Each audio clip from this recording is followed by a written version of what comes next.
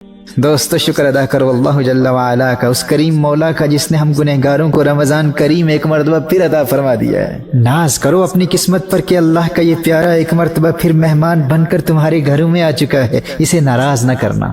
گناہوں کے ارتکاب سے جھوٹ، غیبت، چغلی، لڑائی جھگڑے، کسی کا دل دکھانا، حرام دیکھنا، حرام سننا، حرام کہنا، موویز دیکھنا۔ اللہ کا مہمان گھر میں آیا ہوا ہے اور آپ موویز دیکھ رہے ہیں، ٹائم پاس کرنے کے لیے کمپیوٹر گیمز کھیل رہے ہیں۔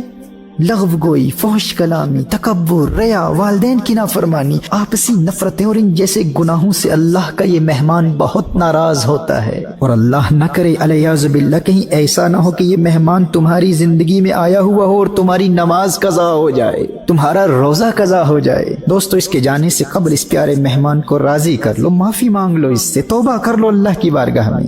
اور یہ راضی کیسے ہوتا ہے؟ اس پاک مہینے میں قرآن نازل ہوا تھا اور اس کا اور قرآن کا بڑا گہرا تعلق ہے۔ یہ قرآن کی تلاوت سن کر بہت خوش ہوا کرتا ہے، قرآن کی تلاوت بھی کرو اور تحریک کنز الہدیٰ کے منہج کے مطابق قرآن کی تفسیر کا مطالعہ کر کے بھی اسے خوش کرتے رہو اور درود و سلام کی کثرت سے بھی اسے خوش کرتے رہو۔ اگر تم نے سچی توبہ کر لی اور آئندہ تمام زندگی گناہوں سے بچ کر گزارنے کا پختہ ارادہ کر کے اللہ کے اس مہمان کو خوش کر دیا تو یہ تمہیں اللہ کی معرفت اور قرب الہی کے ایسے مقامات پر فائز کر دے گا کہ باقی نیکیوں میں کمی کے باوجود تم شہیدوں سے بھی بلند مرتبے پر فائز ہو جاؤ گے۔ تمہیں اندازہ ہی نہیں ہے تمہاری خوش قسمتی اور خوش بختی کا۔ کتنے عاشقان رمضان کے دل سینوں میں تڑپتے رہ گئے، لیکن رمضان سے ایک دن پہلے موت نے انہیں آ پکڑا اور وہ قبروں میں چلے گئے۔ آج وہ قبروں میں ہیں لیکن تمہاری قسمت پر رشک کر رہے ہیں۔ اور یاد رہے جو اللہ کے اس پیارے کو نافرمانیوں کے ذریعے ناراض کرتا ہے اس پر اللہ کا غضب نازل ہوتا ہے۔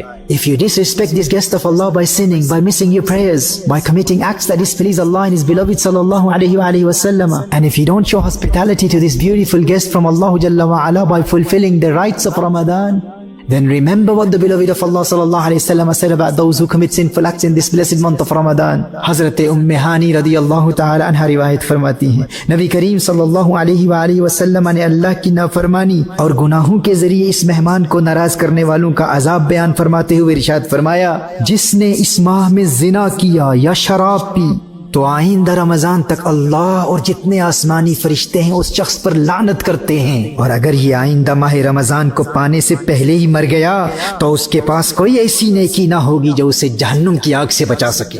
نبی کریم صلی اللہ علیہ وسلم نے ارشاد فرمایا، تم ماہ رمضان کے معاملے میں ڈرو، کیونکہ جس طرح اس مہینے میں اور مہینوں کے مقابلے میں نیکیاں بڑھا دی جاتی ہیں، اسی طرح گناہوں کا بھی معاملہ ہے۔